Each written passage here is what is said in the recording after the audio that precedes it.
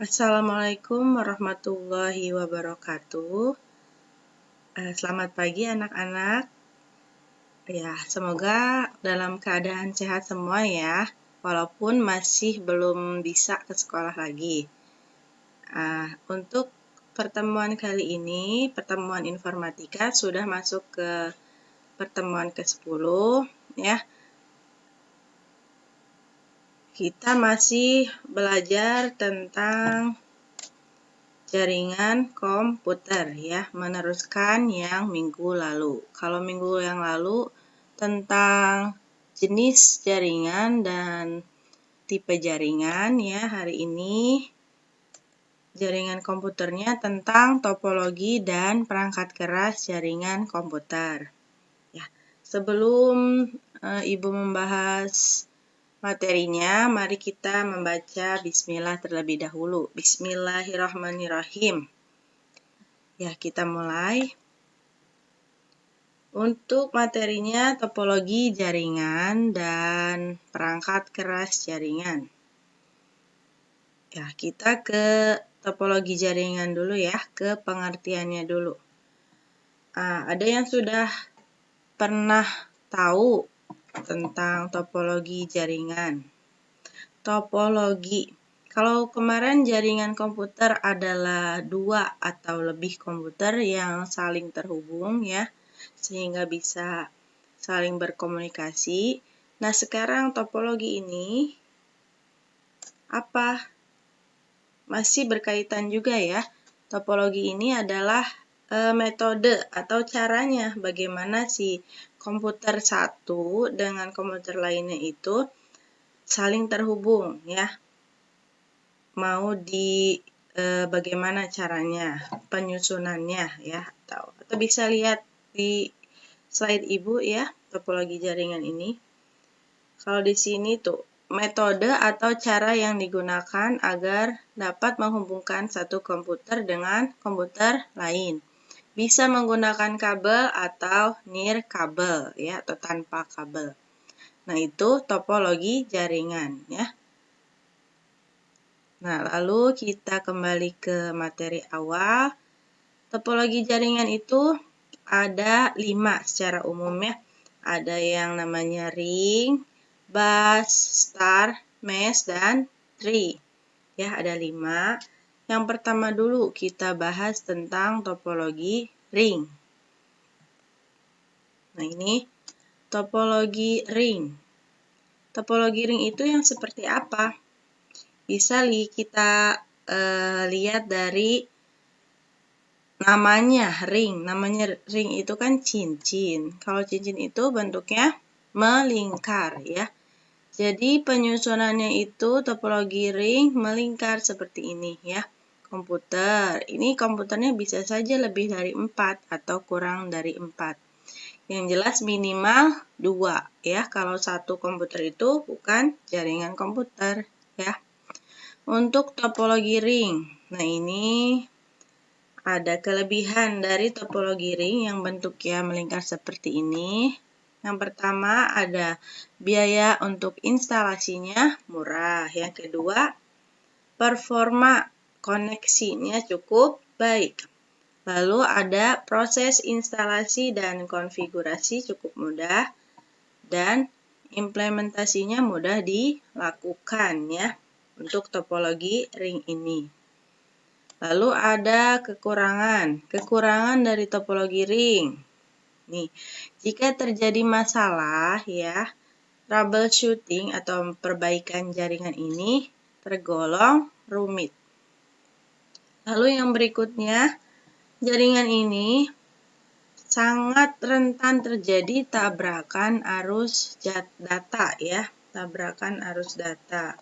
Kalau komputer yang ini komputer satu yang akan mengirim ke komputer lain, sementara komputer lain ada lagi yang ingin mengirim ke komputer itu. Nah, itu sangat rentan terjadi tabrakan arus. Itu ya, karena topologi ring bentuknya seperti ini. Lalu untuk yang satu lagi, koneksi pada jaringan ini akan terputus jika salah satu misalnya dari komputer A ke B itu bermasalah, maka nanti yang lainnya itu ikut bermasalah ya, topologi ring ini. Walaupun mudah instalasinya, tapi rentan terjadi tabrakan, dan kalau satunya terputus, maka mengganggu yang lain ya. Itu topologi ring. Ingat saja ring itu cincin, jadi bentuknya melingkar ya. Kalau sudah, kita berikutnya ke topologi bus. Nah ini, kalau dari topologi bus, kita lihat nama bus. Bus ini kan, bus itu seperti mobil bis, berarti panjang ya, atau berbentuknya antrian seperti ini. Contohnya di sini berbeda dengan ring, yang ring tadi melingkar, topologi bus ini bentuknya panjang. Ada satu kabel ini yang lurus di tengah ya, namanya kabel utama atau kabel backbone. Lalu yang lainnya ini nanti terhubung ke workstation atau ke kliennya ya. Nah ini topologi bus. Kelebihannya kemudahan atau kemudahan dalam menambahkan klien atau workstation baru. Terus mudah digunakan dan sangat sederhana. Biaya instalasi murah ya, karena kabel yang digunakan sedikit. Tadi sama ya dengan ring, mudah digunakan, lalu murah juga ya. Kekurangannya juga di sini sering terjadi tabrakan arus data, sama juga ya seperti yang ring. Lalu proses pengiriman dan penerimaan data kurang efisien. Lalu di sini yang ketiga, topologi bus itu lama dan sulit dikembangkan ya. Lalu berikutnya, jika ada masalah pada kabel, misalnya kabel terputus, komputer workstation atau klien ini ya akan terganggu, sama juga seperti ring ya. Kalau satu terputus, yang lainnya juga bisa terganggu. Ini untuk topologi bus, bentuknya panjang, memanjang atau antrian ya. Berikutnya topologi star ya, ada topologi star. Topologi star, kalau dari namanya apa ini? Ya, kalau dari namanya bintang, berarti bentuknya bintang ya. Yang dimaksud bintang di sini adalah di tengahnya itu ada pusatnya. Ya, di sini pusatnya itu bisa berupa hub atau switch. Hub atau switch ini merupakan perangkat keras jaringan yang nanti kita bahas berikutnya ya, setelah topologi jaringan. Nah, ini komputer di sini ada 6, tapi tidak mesti 6 ya. Minimal 2 komputer, atau juga bisa lebih 10, 15, 20, bahkan 40 juga ada ya. Nah, di sini komputer terhubung ke hub atau switch yang ada di tengah ya, saling terhubung di situ, dan pusatnya adalah hub atau switch ini ya. Bentuknya seperti ini. Kabel hanya ada dari komputer ke hub atau switch, tidak ada dari komputer ke komputer ya kabelnya. Nah, lalu kelebihan dari topologi star. Nah, jaringan topologi star ini tetap berjalan walaupun salah satu komputernya bermasalah ya. Jika ada kerusakan, berarti salah satunya komputer yang lain itu masih tetap berfungsi. Berbeda dengan topologi yang lain, tadi yang ring atau bus itu kalau satu rusak bakal terganggu yang lainnya, kalau yang ini tidak ya. Lalu yang berikutnya, tingkat keamanan data pada topologi ini cukup baik ya, karena terpusat pada hub atau switch ini ya. Lalu yang berikutnya, user lebih mudah mendeteksi masalah pada jaringan ya. Lalu yang berikutnya lebih fleksibel. Lebih fleksibel ini sangat mudah untuk mengurangi komputer atau workstation atau menambahkan juga sangat mudah ya, tinggal kita sambungkan komputer itu kepada hub atau switch. Nah, ini topologi star ini juga yang paling banyak kita gunakan ya. Nah, ini kekurangan topologi star, yaitu topologi star ini mahal bilangnya ya, mahal karena menggunakan cukup banyak kabel, berbeda dengan yang ring dan bus tadi. Lalu yang berikutnya, seluruh komputer dalam jaringan ini akan bermasalah jika hub atau switch mengalami masalah. Karena topologi star ini sangat bergantung kepada hub atau switch ini ya, yang di tengah tadi, seperti yang Ibu bilang. Kalau ini rusak, sudah semuanya tidak bisa jalan atau tidak bisa berfungsi dengan baik. Lalu yang berikut ini, topologi star sangat bergantung pada terminal pusat. Ya, maksudnya tadi yang di tengah ya, hub atau switch. Ini adalah topologi star ya. Berikutnya ada topologi mesh ya, kita lihat. Topologi mesh seperti apa ini? Nah, ini topologinya kalau kita lihat dari garis-garis yang menghubungkan, emang ini terlihat seperti bintang, tapi kalau ini bukan bintang yang seperti star ya, hanya di tengahnya berbentuk bintang, dan di sini tidak ada hub atau switch di tengah, berbeda dengan star. Kalau di sini diperhatikan, garis ini terhubung komputer satu dengan komputer yang lain. Setiap komputer dihubungkan dengan garis ini, atau bisa dikatakan dengan kabel ya. Misalnya, nah ini komputer yang paling atas ini terhubung dengan komputer yang lainnya, yang di kiri, yang di kanan, yang di bawah ya. Lalu komputer yang sebelumnya juga terhubung dengan yang di atas, yang di bawah, yang di sampingnya, dan semuanya. Kalau di sini ada 5 komputer, bisa juga untuk 6 atau 4 komputer ya, minimal 2 komputer. Nah, ini pokoknya satu komputer dihubungkan dengan komputer lainnya. Kalau dari sini kita lihat paling rumit ya, karena banyak sekali ini garis-garisnya. Di sini kelebihan mesh. Nah, ini bandwidth limitnya cukup besar. Lalu yang kedua, security atau keamanan pada topologi ini sangat baik. Lalu yang berikutnya, tidak terjadi tabrakan arus data karena jalur pengiriman data sangat banyak. Jalur pengiriman ini bisa dilihat dari garis ini ya, karena setiap komputer yang terhubung sudah punya jalur masing-masing. Nih komputer satu aja untuk menghubungkan ke 4 komputer lainnya ada 4 jalurnya, yang masing-masingnya juga ada ya.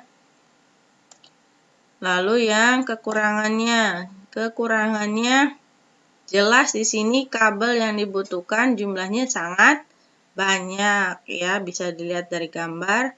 Lalu topologi ini sangat mahal karena menggunakan banyak kabel. Lalu instalasinya sangat rumit ya, dilihat dari gambarnya juga terlihat rumit ya. Nah, ini topologi mesh.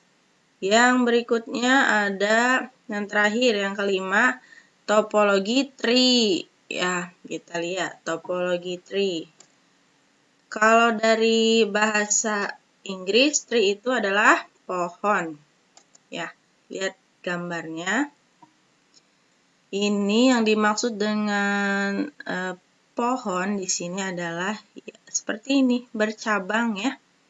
Topologinya bercabang. Nah, kelebihan. Topologi tree ini kelebihannya dapat dan mudah dikembangkan menjadi topologi jaringan yang lebih luas. Lalu, susunan topologi ini terpusat secara hierarki sehingga pengaturan data menjadi lebih mudah ya. Topologi tree. Ini merupakan, kalau dilihat dari gambarnya, topologi tree adalah topologi bus ya yang digabung dengan topologi star. Kita lihat yang di atasnya ini ya, yang core layer dan distribution layer itu menggunakan topologi bus. Lalu ke yang access layer ini ada switch atau hub yang terhubung dengan komputer. Nah, ini terpusat pada switch yang access layer itu ya. Jadi itu menggunakan star, yang atasnya menggunakan bus. Nah, kekurangannya topologi tree ini kinerjanya lambat ya. Lalu penggunaan kabel sangat banyak, jadi biaya instalasinya mahal. Lalu kabel backbone merupakan sentral dari topologi ini. Kabel backbone itu yang di topologi bus ya, yang di atasnya backbone atau yang utama. Kalau ini rusak, semua jaringan ini, komputer ini bakal terganggu. Nah, ini ya seperti yang di bawah ini. Bila komputer bagian atas bermasalah, maka komputer bagian bawah juga akan bermasalah. Ini topologi tree ya. Nah, untuk topologi kita sudah bahas ya, ada 5 ya. Tadi topologi adalah cara menghubungkan atau menyusun komputer-komputer sehingga saling berhubungan. Ada yang bentuknya melingkar, ada yang seperti antrian, ada yang seperti bintang ya, ada yang gabungan juga ya. Nih, kalau sudah kita ke perangkat keras jaringan. Perangkat keras jaringan kita mulai dari pengertian dulu ya. Perangkat keras jaringan. Apa itu perangkat keras jaringan? Nah, ini perangkat keras jaringan adalah perangkat yang digunakan untuk menghubungkan 2 atau lebih komputer dalam jaringan komputer, agar setiap komputer saling terhubung, sehingga dapat berbagi data, file, dan sumber lainnya ya. Ini perangkat keras jaringan. Terus jenis-jenis perangkat keras jaringan ini ada banyak ya. Kita satu-satu dulu. Server yang pertama. Coba server. Kita sering dengar server. Server itu apa? Nah, ini. Gambarnya seperti ini ya. Ada yang sangat banyak, sangat besar, ada juga yang simple di bawahnya. Server adalah sebuah komputer yang menyediakan jenis layanan atau service dalam sebuah jaringan komputer ya, yang melayani atau menyediakan jenis layanan, namanya juga server dalam bahasa Inggris, penyedia. Tugas utama server di sini ada server aplikasi, digunakan untuk menyimpan berbagai macam aplikasi. Yang kedua, server data, digunakan untuk menyimpan berbagai data. Yang ketiga ada server proxy, untuk mengatur lalu lintas jaringan melalui pengaturan proxy ya. Tugas utama server ada 3 tadi. Server aplikasi, server data, dan server proxy. Nah, ini server. Kita kembali lagi perangkat keras jaringan yang lain, ada workstation. Ya. Tadi di topologi jaringan kita sering mendengar workstation. Apa itu workstation? Ini gambarnya. Nah, kalau tadi server, ini di sini ada gambarnya workstation. Nah, ada server yang terhubung dengan workstation. Ini juga ada bawahnya ya. Nah, workstation adalah komputer yang memanfaatkan jaringan untuk menghubungkan komputer dengan komputer lain atau komputer dengan server. Disebut juga klien ya. Atau kalau di sini klien itu adalah yang meminta atau yang menerima layanan dari server. Kalau server yang menyediakan, nah yang klien itu yang menerima si layanan tersebut, ya.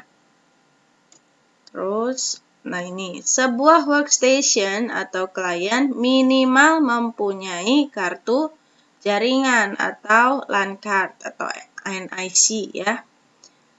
Terus aplikasi jaringan ya, software jaringan, dan kabel untuk menghubungkan ke jaringan. Ini adalah workstation. Lalu yang berikutnya ada LAN card tadi ya, atau NIC. LAN card. Ini gambarnya seperti ini. Kalian pasti sudah pernah lihat. LAN card yang pertama sebagai pengontrol aliran data antar komputer dalam suatu jaringan, lalu mewujudkan koneksi fisik bagi masing-masing komputer, lalu menerima data dari komputer melalui kabel dan diterjemahkan dalam bentuk bit yang dimengerti oleh komputer. Lalu mempersiapkan data dari komputer agar dapat ditransfer atau dikirimkan ke komputer lain agar berjalan melalui media penghubung.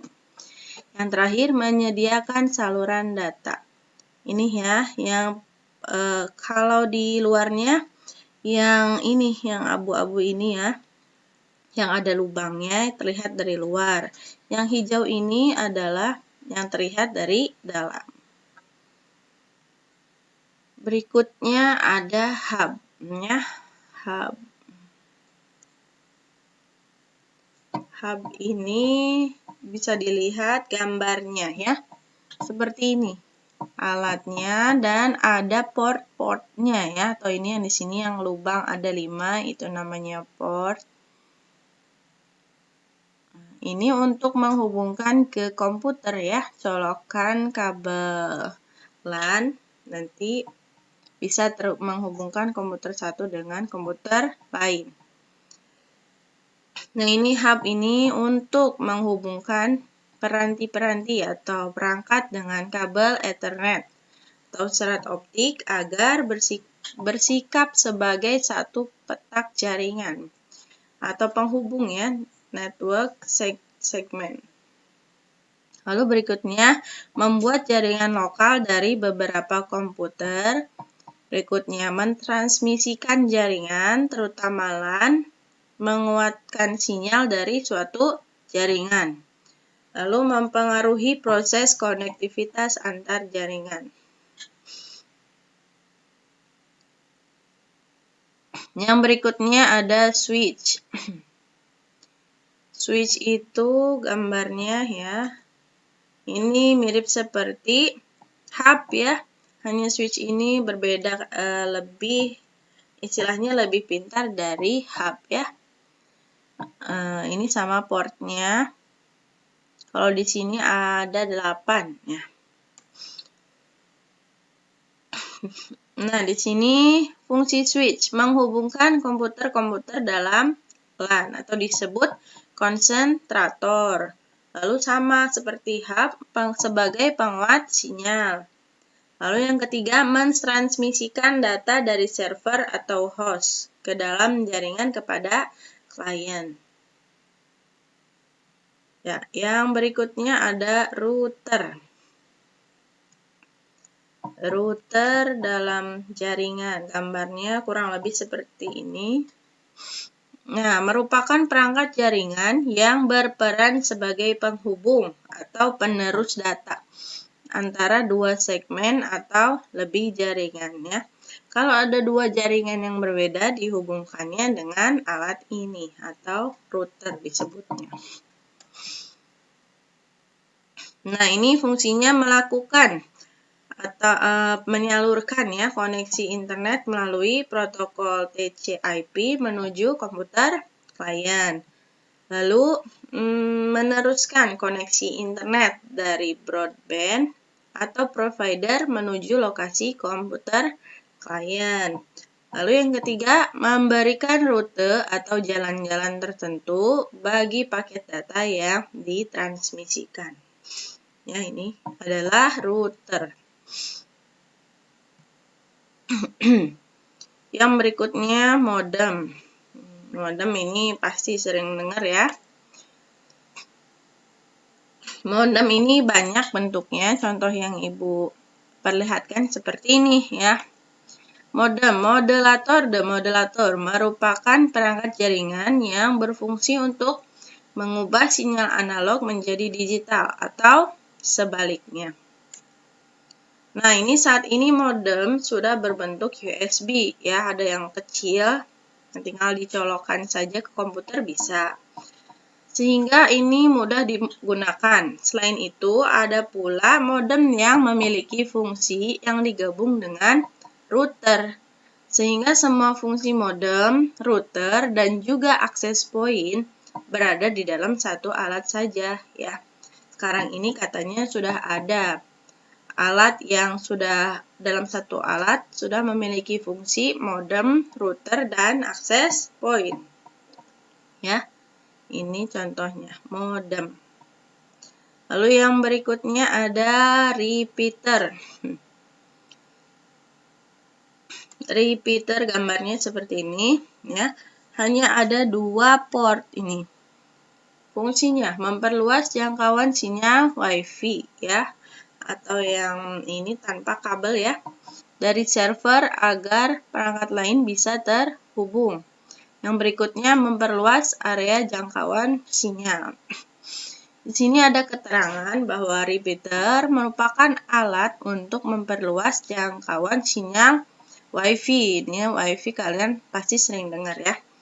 Perangkat repeater ini harus ada 2 alat.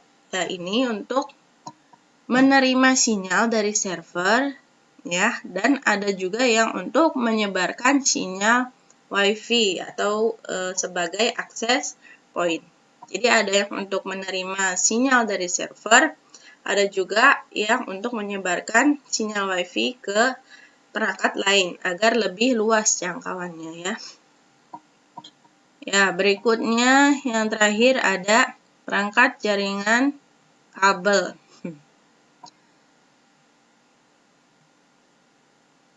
Kabel ini contohnya macam-macam ya. Kabel ada yang warna biru ini, ada yang warna putih, warna oranye, macam-macam. Ya, dalamnya juga macam-macam.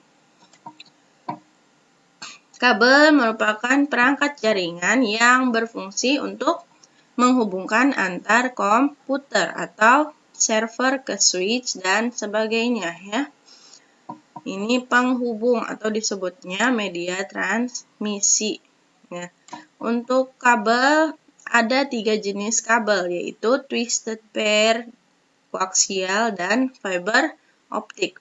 Nah, untuk kabel ini atau yang media transmisi ya, kabel merupakan media transmisi. Nanti kita akan bahas lebih lanjut di pertemuan berikutnya. Nah, ini untuk pertemuan hari ini sudah ya. Kita sudah semua topologi jaringan dan perangkat keras. Perangkat keras tadi adalah perangkat yang digunakan untuk menghubungkan komputer dengan komputer atau komputer dengan perangkat yang lainnya. Nah, sampai sini jika masih ada pertanyaan atau yang tidak dimengerti boleh di Google Classroom atau di channel ini silakan komen saja atau bisa juga WA ke Ibu.